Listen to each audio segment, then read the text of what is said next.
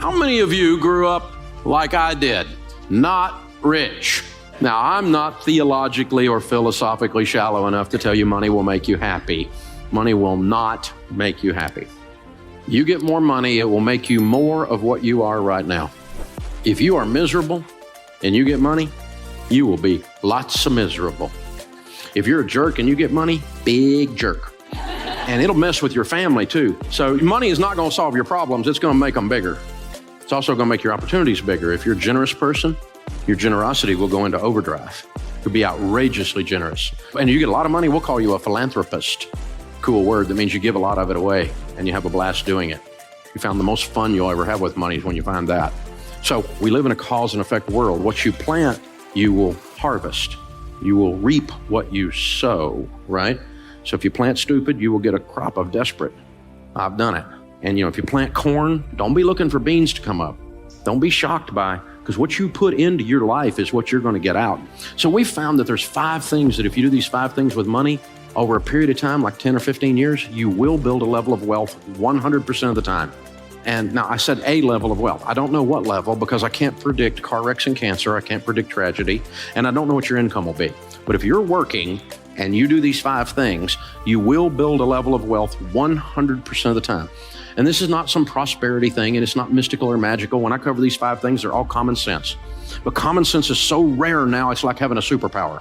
So let's look at the 5. The first one is get on a budget. A written plan.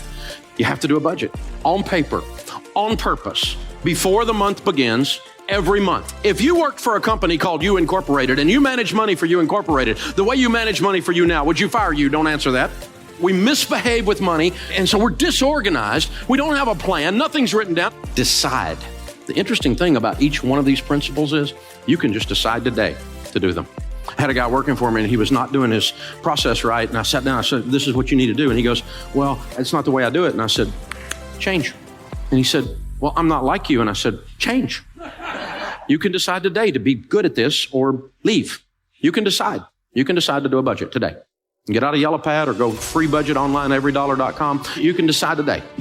I'm going to start managing money well today because you're going to keep getting what you've been getting if you keep doing what you've been doing. You know this, right? Sowing and reaping. And the second one is you need to get out of debt. Now, we know this one. You knew Dave Ramsey was going to talk about getting out of debt because you know the Bible says the borrower is slave to the lender.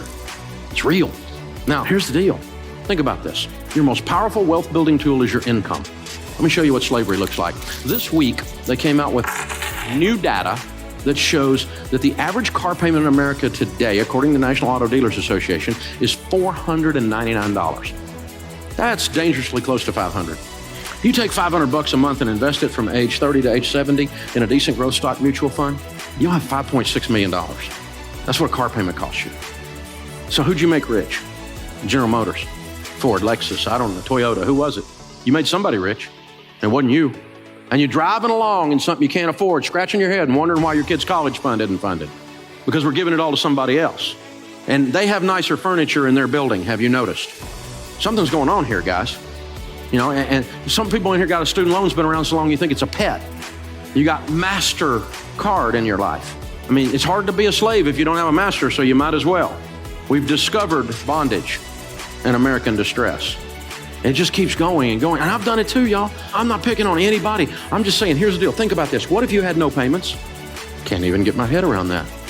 Well, you're always going to have a car payment. I hear people say that. Little man can't get ahead. You're always going to have a car payment, so drive something nice. YOLO. Right? Which, by the way, is addressed in Proverbs. It says fool right after that. See, these are how we talk when we're losing. You can't get ahead. I sure hope we can elect a president who will fix my life. Not going to happen. Neither one of them got the goods, I'll just tell you. You're in charge of your life. It's the only one that's going to work. And that's what changes. So how do you get out of debt? Well, you have to decide to not borrow anymore. That's the first step, isn't it? We had plastic surgery at our house. Had a plastectomy. Decided we're not borrowing money anymore. MasterCard. Capital One. What's in your wallet? Money. You're weird, Dave. You're right. And I'm not broke anymore either. I decided I'm not living like this. I hadn't had a credit card in 30 years. You don't have a credit card? I don't have a credit card. That's my wallet. It's got green presidents' faces. And it's got 4 pieces of plastic in here, 2 debit cards, one on my business, one on my personal account, which will do everything your stupid credit card will do. I travel more than any two you put together. Shut up. It works, okay? Dave, you're not getting airline miles. Yeah, I've met a lot of millionaires, and none of them said, Dave, I made it all on my airline miles. I hadn't heard that one, so I got my driver's license and my handgun carry permit. The third thing, once you're out of debt, then you need to be careful to foster high-quality relationships. What's that got to do with money? Everything. There's a huge correlation for those that build wealth and who they hang around with, because you become who you hang around with. Have you noticed that? You don't let your kids hang around with little juvenile delinquents, right? If little Johnny down the street's a weed head, you don't let your kid run with little Johnny because you know you're going to have a weed head in your house, right?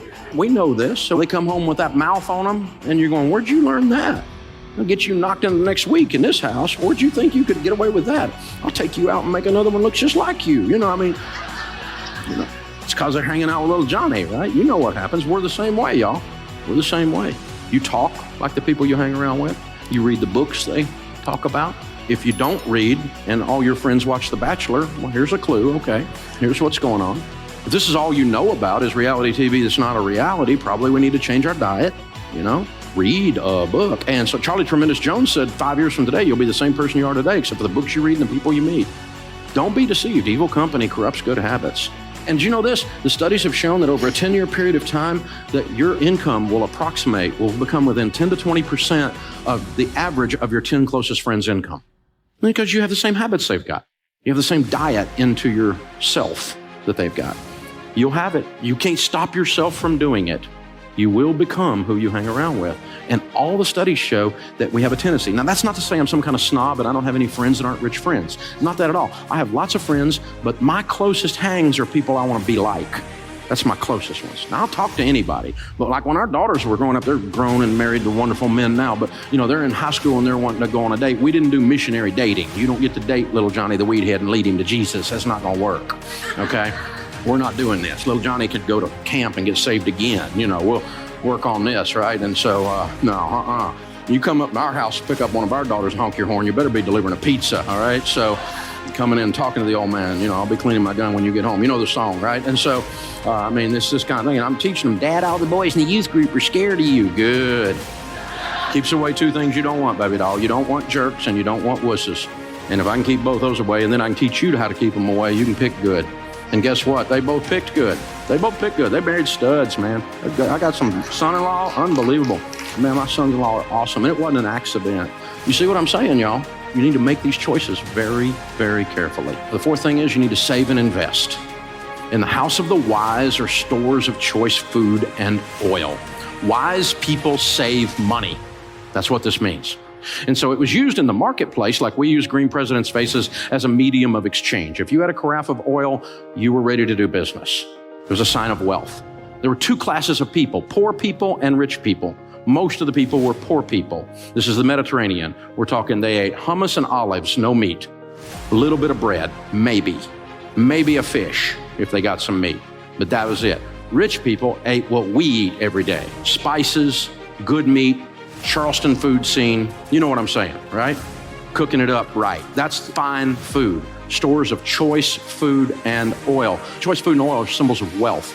So let's read that again. In the house of the wise are stores of money. By the way, the rest of that one says, and a foolish man devours all he has.